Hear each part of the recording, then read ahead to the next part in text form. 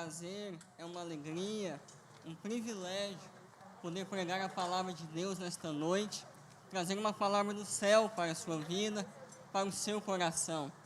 Eu sou grato a Deus por ter me aberto a porta da palavra nesta noite. E Deus sabe que hoje, especialmente neste dia, o inimigo tentou de muitas maneiras com que eu não viesse aqui. Ele não me queria aqui, não te queria aqui. Mas cá nós estamos para adorar e exaltar o nome do Senhor. E Deus sabe, Deus sabe. Meus irmãos, eu quero aqui agradecer a toda a liderança da Almadecarp, pastor Mateus, presbítero Misael, todos vocês. Que Deus abençoe a todos, em nome de Jesus. Eu me sinto muito honrado em poder pregar aqui nesta noite. Por favor, abram suas Bíblias no Salmo de número 23. Leremos um texto extremamente conhecido da Bíblia. Salmo de número 23.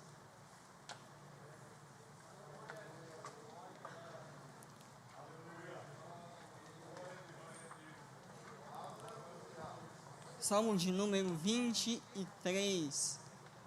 Diz assim a palavra do Senhor: O Senhor é o meu pastor, nada me faltará. Ele me faz repousar em pastos verdejantes, leva-me para junto das águas de descanso, refrigera minha alma, guia-me pelas veredas da justiça, por amor do seu nome. Ainda que eu ande pelo vale da sombra da morte, não temerei mal algum, porque tu estás comigo. A tua vara e o teu cajado me consolam. Preparas-me uma mesa na presença dos meus adversários. Unges minha cabeça com óleo e o meu cálice transborda. Bondade e misericórdia certamente me seguirão todos os dias da minha vida, e habitarei na casa do Senhor para todo o sempre. Amém. Que Deus nos dê uma boa palavra nesta noite.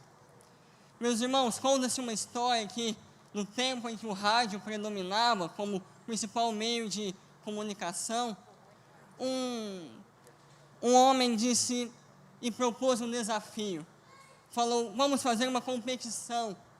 Aquele que souber recitar o Salmo 23 da melhor maneira ganhará um prêmio.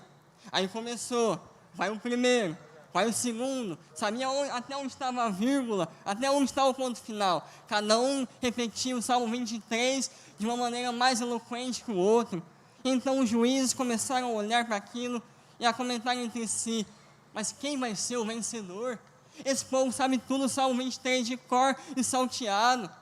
Então o último jurado, um senhor já de avançada idade, começa a citar o Salmo 23. Aquele senhor já estava com a voz rouca, mas enquanto ele começa: o Senhor é meu pastor, nada me faltará, começa a sair lágrimas nos olhos daqueles juízes. E então eles olham para ele no final e dizem: Senhor, como é que o Senhor conseguiu recitar tão bem o Salmo 23? O Senhor é o que menos tinha chance de ganhar e acabou ganhando. Ele olhou para eles e disse: eles conhecem o Salmo do pastor, eu conheço o pastor do Salmo. Hoje é noite de conhecer não apenas o Salmo do pastor. Se eu chamar alguém aqui, com certeza vai saber recitar, mas é noite de conhecer o pastor do Salmo. É noite de mergulhar em águas profundas, é noite de avançar em um novo relacionamento com Deus. É noite de navegar por mares que outrora eram desconhecidos. Charles Spurgeon disse que aqueles que mergulham em águas profundas trazem pérolas raras para a superfície. É noite de conhecer mais de Deus, é noite de aprofundar o nosso relacionamento com Deus, é noite de nós conhecermos, como disse Jó, não apenas de ouvir falar, porque agora os meus olhos te veem, os meus olhos contemplam a tua glória. Esse é o Salmo 23. E é interessante que o Salmo 23 e o Salmo 91 ficaram banalizados. É como você ir na casa de algum cristão e você vê lá um pratinho, o Senhor é o meu pastor, um quadrinho, o Senhor é o meu pastor, ou o Salmo 91.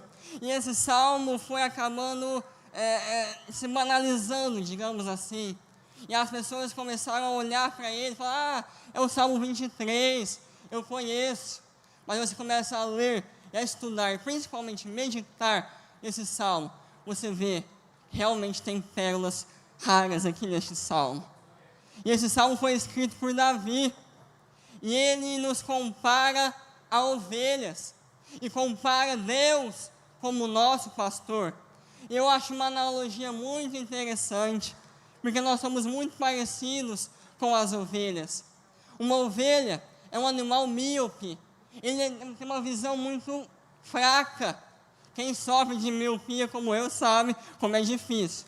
Vai tomar banho e você só vê borrão, você não vê nada. Imagina as ovelhas olhando, elas não conseguem ver aquilo além daquilo que é material. Elas não conseguem ver aquilo que está na sua frente, imediatamente à sua frente. Elas só veem o concreto, o visível. Elas não veem nada além disso. Elas não têm uma visão de futuro. Elas não têm uma visão longínqua. É só por agora, é só para o presente, é só para satisfazer os prazeres de agora. Mas então, nós também somos assim. Nós olhamos apenas para o que é concreto, palpável, aquilo que está na nossa frente. Mas Deus nos lembra em 2 Reis capítulo 6, quando o exército assírio cerca a casa de Eliseu, e então o moço, o criado de Eliseu, chega para ele e diz, profeta meu senhor, olha lá fora, tem carro, tem cavalo, tem armadura, tem um monte de soldados com flechas, com arcos, com lança, com escudo, com armadura. Chegou o nosso fim, chegou a nossa hora de morrer, acabou, não tem mais solução. Então Eliseu ora a Deus, diz, Deus, abre o olho dele. Ele está tendo uma visão muito míope, só do agora, só do que é palpável. Então Deus abriu os olhos daquele moço, e ele começou a ver carros e cavalos de fogo. E então ele disse, verdadeiramente o Senhor é Deus de Israel. Deus quer ampliar a nossa visão, porque nós somos ovelhas. Mas ovelhas não pode ter apenas uma visão limitada, tem que ter uma visão de futuro. Mas às vezes é tão difícil ter isso. Então o que nos resta não é nem olhar para o irmão da direita, da esquerda, nem olhar para as dificuldades, nem para os problemas. Mas eu levo os meus olhos para os montes, de onde me virá o socorro. Devemos olhar para o céu. Uma ovelha não tem a capacidade de limpar a si mesma. A ovelha é totalmente dependente do pastor. E nós não conseguimos limpar a nós mesmos, não.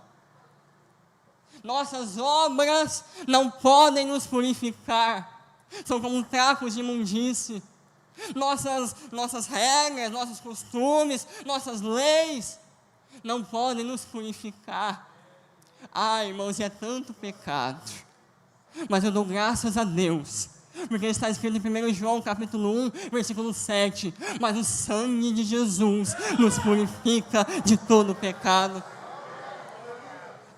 Um dia Deus enviou o seu Filho único, o seu unigênito, para vir à terra, nascer de uma virgem, morrer pelos meus e pelos seus pecados. Deus enviou Jesus para que no Getsemane fosse humilhado, bebesse cada gota do cálice da ira de Deus. Lá Jesus foi maltratado, Jesus foi espancado, colocaram uma coroa de espinhos em sua fronte, ele teve que carregar uma pesada cruz. Mas quando Jesus, antes de morrer, ele abre seus braços e diz, tetelestai, está consumado, a dívida foi paga, a vitória sobre o inferno está garantida. Agora nós temos acesso ao trono da graça, agora nós somos filhos de Deus. Uma ovelha é produtiva, desde que ela nasce, ela dá lã, dá leite também, dá carne, algumas raças. Um cristão tem que ser assim, não dou lã, mas dou carne, não dou lã, mas dou leite. De alguma maneira tem que dar alguma coisa para Jesus. de alguma maneira. Nós estamos enxertados em Cristo. Por isso, nós temos capacidade de dar frutos ao nosso Senhor. Que frutos nós temos dados? Será que nós temos ganhado almas a Deus? Será que Deus tem nos usado poderosamente em suas mãos? Uma ovelha é um animal gregário, ela vive em bando, em conjunto, sozinho, não dá. A ovelha sempre está junto de outras. Eu me lembro de uma frase de, se eu não me engano, John Wesley, que ele disse que não há nada mais anticristão do que um cristão solitário. Deus nos chamou como corpo, Deus nos chamou como igreja, para vivermos unidos harmoniosamente em união, como ovelhas do nosso pastor Jesus. Ela é um animal totalmente vulnerável. Se você olhar para a cobra tem um mecanismo de autodefesa. O cachorro também tem, o boi tem, mas a ovelha não. Algumas raças de ovelhas têm até um chifre, mas elas não usam. A ovelha é totalmente vulnerável. Nós também somos vulneráveis. Vem um vírus aí que a gente mal consegue ver, já matou um monte de gente. Vem uma gripezinha e nós já ficamos maus. Vem uma doença e nós já pensamos que vamos morrer. Mas, oh glória a Deus, isso é porque nós somos vulneráveis. Nós somos pó. Viemos do pó e vamos voltar para o pó. Deus nos formou no barro e para lá nós voltaremos. A vida é como um sopro, como diz Tiago. Por fim, uma ovelha, eu acho isso muito interessante. Uma ovelha é um animal muito quieto. Muito quieto. Tem ovelhas que morrem e o pastor nem sabe que morreu. São animais muito silenciosos. E mesmo a ovelha sabendo que vai morrer, ela fica quieta. Isaías capítulo 53, verso 6. Jesus não abriu a sua boca como uma ovelha para o matadouro. Sabe por que nós, o cristão, antes de morrer, ele fica quieto? Porque a morte não nos assombra. Oh glória a Deus! A morte não nos atemoriza. Porque nós iremos encontrar com Jesus nas mansões celestiais. Nós veremos um Cristo exaltado, um Cristo que tem um nome sobre todo nome. Nós veremos um Cristo glorioso. Por isso, a ovelha, o cristão, não fica berrando, não fica fazendo barulho antes de morrer, porque ela tem certeza de que ela vai encontrar o pastor dela. Aleluia. Mas vamos para o texto. O Senhor é o meu pastor, nada me faltará. Quando Davi compôs isso, essa palavra nada no original, na verdade significa não. Então Davi estava dizendo, Yahvé Roi, o Senhor é meu pastor, lo exar, não me faltará. O que Davi está dizendo é, muitas coisas podem me faltar, coroa pode me faltar, status pode me faltar, carro pode me faltar, honra pode me faltar, mas o pastor não falta na minha vida. Eu sou servo de Deus nesta noite para te dizer, por mais profundo seja o vale, por pior que seja a tempestade, o pastor não falta na sua vida, o pastor não falta nas nossas vidas. E aqui Davi nos ensina um princípio muito interessante, que antes da provisão vem um relacionamento. O relacionamento precede a provisão. Antes de Davi dizer que queria águas tranquilas, pastos verdejantes, ele estava dizendo, antes de tudo isso, eu quero um pastor na minha vida. Davi estava dizendo, o que importa não é a bênção, é o abençoador. Não é a provisão, é o provedor. Oh glória a Deus. Mais importante do que tudo isso é o pastor, porque o pastor não falta. Ah, irmãos, sejamos sinceros, todos nós passamos falta em algum momento na nossa vida. Alguns tiveram falta de comida, outros de roupa e por aí vai. Um dia minha mãe olhou para mim e disse, Lucas, eu vou te contar uma história do meu avô. mas eu não estou lembrado direito da história dos detalhes. Então ela chamou meu avô. Meu avô soube me contar a história. O meu bisavô, o pastor Sebastião Lira, ele se mudou para São Paulo, né? E com aquele monte de filhos, com uma dívida que precisava ser paga, ele falou: Jesus, eu preciso pagar essa dívida. E aí a comida começou a faltar, aquela renca de filhos. A comida começou a faltar. Então veio uma irmã que estava de mudança de Minas Gerais para São Paulo, e ela chega e diz: ô pastor, paz do Senhor, tudo bem? Paz do Senhor, minha irmã. Então a gente está aqui de mudança, a gente é meio farturento, sabe? A gente fez muita comida, o senhor não quer não? Ô glória! Sabe o que isso nos ensina? Antes da comida, o pastor estava com eles. Ele tinha filhos para criar, família para sustentar, mas ele teve uma fé a ponto de dizer: a comida pode faltar, pode passar necessidade, mas o pastor estará comigo. O pastor não falta. O pastor não falta. E se o pastor não falta, porque para Davi ele era o pastor dele. E quem é o seu pastor? Quem é o seu pastor? Para alguns, o pastor deles é mamão, dinheiro. Ah, irmãos, dinheiro é bom, é muito bom, inclusive, mas não é tudo. O dinheiro nos deixa na mão. Para alguns, eles mesmos são os pastores da vida deles. Minha vida, minhas regras, eu que mando. Sou independente.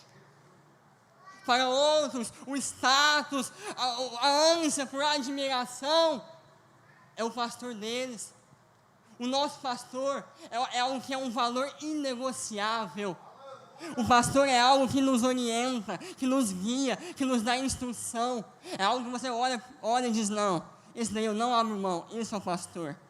Irmãos, Davi foi um homem segundo o coração de Deus. Sabe o que isso significa? Imagina um casal que casa, né? E trabalhando com muito esforço, sacrifício, junta um dinheiro. E fala: agora a gente vai construir nossa casa. Vai lá, compra o terreno, contrata o engenheiro, o arquiteto. E eles começam a planejar a casa. Eu quero 3 banheiros, 4 quartos e por aí vai. Aquela casa é a casa do coração deles. Quando Deus olha e diz: Davi é um homem segundo o meu coração, Deus está dizendo: eu projetei um homem depois da queda, e esse homem é Davi. Se espelhem nele. E se esse homem disse que Deus era o pastor dele, por que nós estamos recusando que ele seja o nosso pastor? Se para Davi, o maior rei de Israel, Deus era o pastor dele, por que para nós não? Deus é o nosso pastor. E eu imagino que alguns teólogos dizem que esse salmo foi escrito na velhice de Davi. Aí eu imagino Davi já velho, sentado na sua cadeira, já com os cabelos grisalhos, com uma roupa luxuosa, com um palácio a seu dispor, servos a seu dispor. E ele começa a se lembrar de quando ele era ainda um jovem pastor. Então, Davi começa a se lembrar de quando ele derrotou Golias com uma funda e com uma pedra. E ele começa a compor: o Senhor é o meu pastor. Davi se lembra das ameaças de Saul, seu sogro.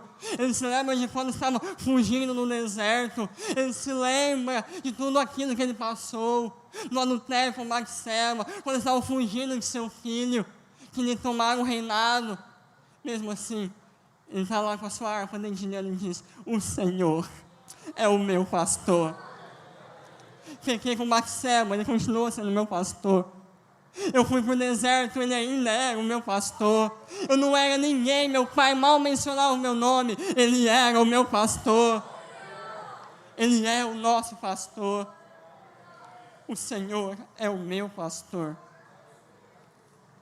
Queridos irmãos, e esse pastor é um pastor pessoal, é um pastor que sente as nossas dores, que oferece um ombro amigo. Davi diz: ele é o meu pastor. Isso fala de intimidade. Ele chora as minhas lágrimas. Ele luta as minhas guerras.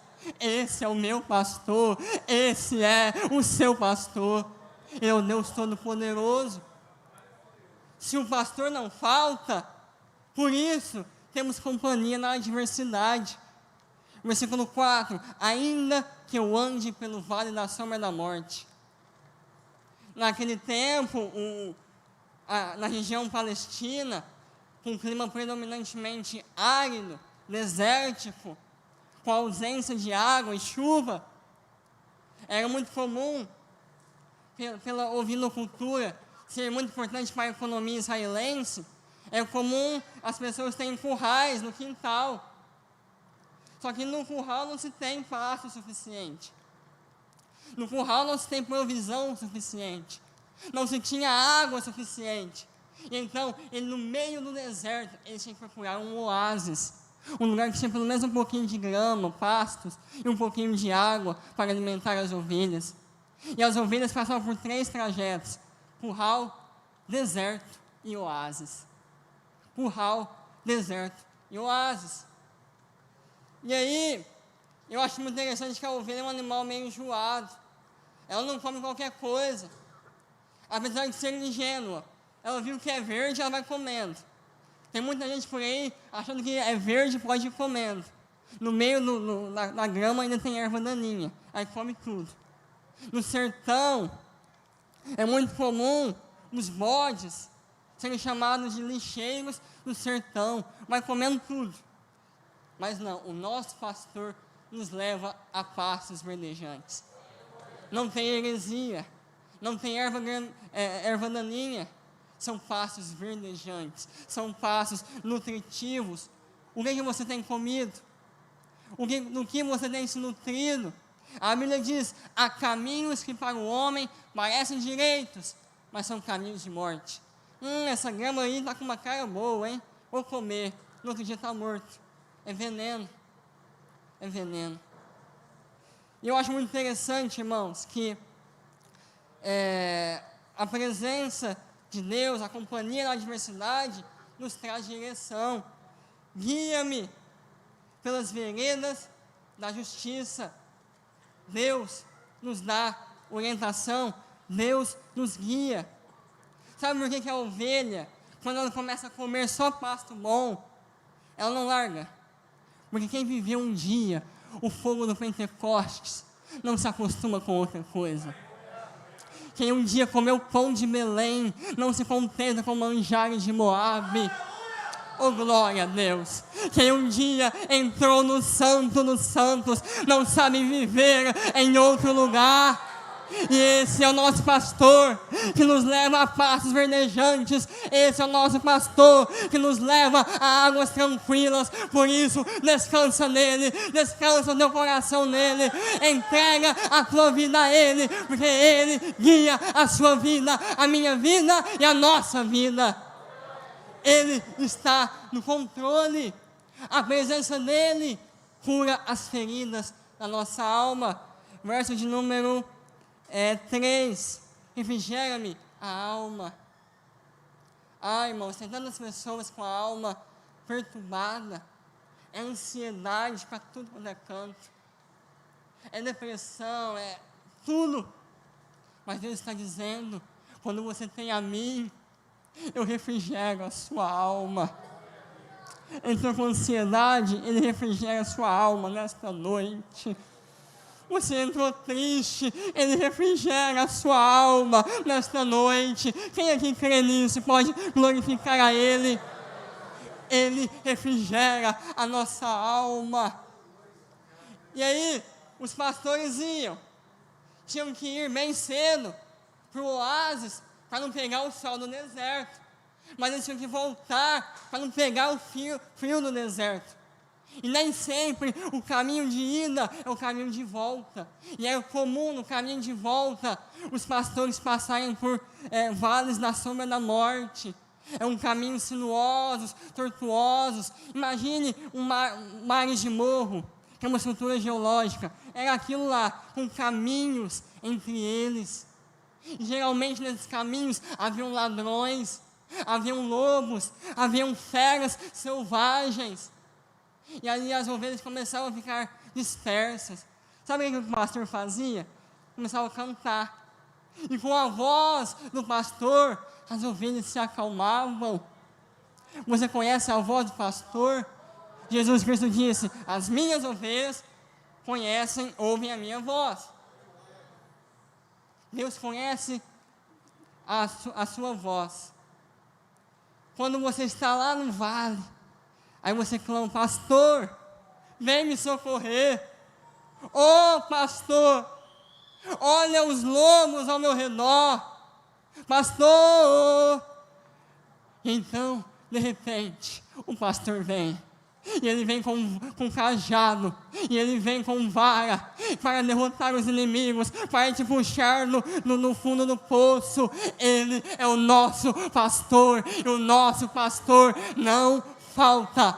A presença dele está conosco. Moisés, em Êxodo 33, disse: Senhor, então no deserto, se o Senhor não for conosco, deixa a gente aqui. Sem a sua presença, é melhor ficar parado, Deus. Sem a sua presença, é melhor ficar onde a gente está. Deus, indignado, disse: Moisés, vou enviar um anjo, vai. Mas ele disse: não, Senhor, eu quero a sua presença. Oh, Ramachuri canta Lamatai. Essa presença está aqui nesta noite. E ela pode refrigerar a sua alma. Ela pode dar orientação em alguma decisão que você precisa tomar. Quando você não ver mais saída, quando você não ver mais solução, lembre-se, em todas essas coisas, nós somos mais do que vencedores por aquele que nos amou. O pastor não falta. Por fim, o pastor não falta. Por isso, nós temos unção. Olha o que diz o versículo 5. Unges-me a cabeça com óleo. Óleo, azeite, é símbolo de quem? Do Espírito Santo. Naquele tempo, os pastores passavam azeite na cabeça das ovelhas, porque vinha muito mosquito, muita mosca, ficava perturbando as ovelhas. As ovelhas ficavam perturbadas, e se uma fica perturbada e sai correndo, a outra também sai atrás. A unção que Deus nos dá não é só para nós, é para o outro também. O talento que Deus nos dá não é só para nós. Eu não prego para mim, eu prego para o outro. O objetivo no ministério, no dom, é o outro, é a igreja, é o corpo de Cristo. E Deus precisa passar unção em nossas vidas, porque a unção, ela deve estar presente antes, durante e depois da caminhada. Oh, glória a Deus! A unção deve estar presente em todos os momentos da nossa vida. Unges-me a cabeça com óleo. Deixa eu te perguntar uma coisa: quais mosquitos têm te atormentado? Quais mosquitos? E tem muito mosquito, hein? Mosquito da ansiedade, mosquito do pecado, mas tem um repelente. Esse repelente chama azeite, chama Espírito Santo. A ovelha começa a balançar a cabeça, ela começa a ficar doida, mas quando o pastor joga azeite, ela fica calma, ela fica tranquila. Deus quer derramar unção sobre a sua cabeça aqui nesta noite. Oh, glória a Deus.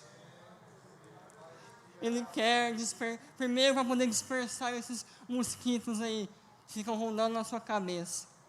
Depois, azeite é símbolo do Espírito Santo. Ele quer derramar o Espírito Santo sobre as nossas vidas.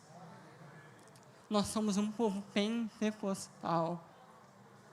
Nós nascemos no fogo, fomos criados no fogo, nossa raiz é o fogo, e esse fogo arde, continua ardendo, é um fogo que nos alegra. Quem já viu alguém colocar a mão no fogo e ficar alegre? Eu nunca vi. Fogo queima, Mas esse fogo é um fogo diferente.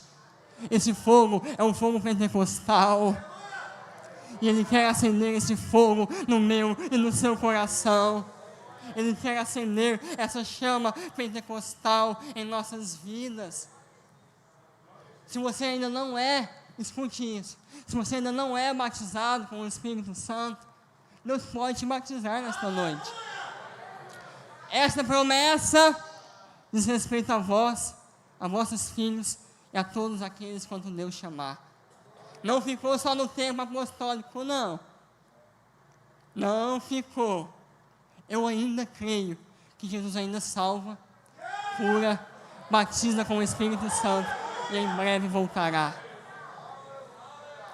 Só que toma cuidado, nem tudo é fogo pentecostal. Quer um exemplo? Pedro em João capítulo 18, Jesus está sendo julgado, e Pedro, era noite, ele vai para a beira do fogo, se aquecer. Pedro estava se aquecendo no fogo do inimigo, tanto que lá a mulher diz, você não é um dos discípulos de Jesus? Pedro estava se aquecendo no fogo do inimigo, e no fogo do inimigo, Pedro negou a Jesus. Mas em João capítulo 21, quando Pedro diz, está tudo acabado, tudo que eu vivi foi uma utopia, uma ilusão, vou voltar a pescar. João capítulo 21, eles estão acendendo fogo com peixe e com pão na brasa, e então Jesus aparece e diz, Pedro, tu me amas? Pedro já não estava mais no fogo do inimigo, Pedro agora estava no fogo da reconciliação. Ele diz, Senhor, eu sei que eu errei, eu sei que eu falhei, eu sei que quando o Senhor disse que ia morrer, eu falei, todo mundo pode te negar, e eu não vou negar não. Eu sei, Senhor, que eu falhei, mas eu ainda te amo, porque o Senhor é o meu pastor, e o pastor não falta na minha vida. Pode passar o que for, o Senhor continua sendo o meu pastor. E aí Pedro saiu do fogo da reconciliação, e foi para o fogo do Pentecoste.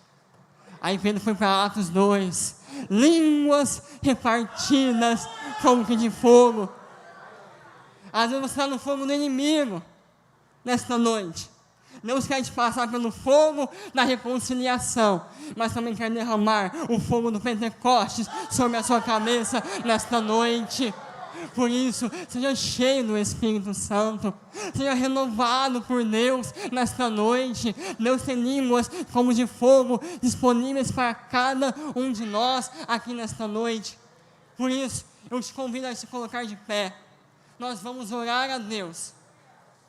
E o mesmo Deus, que é o nosso pastor, se o pastor não falta, unção não falta. Quanto tempo faz que você não fala línguas estranhas? Para enfrentar o mundo, para enfrentar os demônios, o diabo, tem que ter unção. Chega lá, pega a carteirinha de membro e fala aqui, eu te expulso nesse nome aqui, não vai virar não. Chega lá com um sapatinho todo brilhoso, falando grosso, não vai virar nada. Tem que ter unção. Tem que ter unção, irmãos. A Assembleia de Deus foi regada com unção, cresceu na unção. Por isso, nesta noite, eu não conheço o teu coração. Lembre-se, o pastor não falta, e ele quer derramar unção sobre cada um de nós aqui. Ele quer derramar unção sobre cada um de nós aqui nesta noite. Pastor Mateus, com a palavra. Muito obrigado. Que Deus abençoe.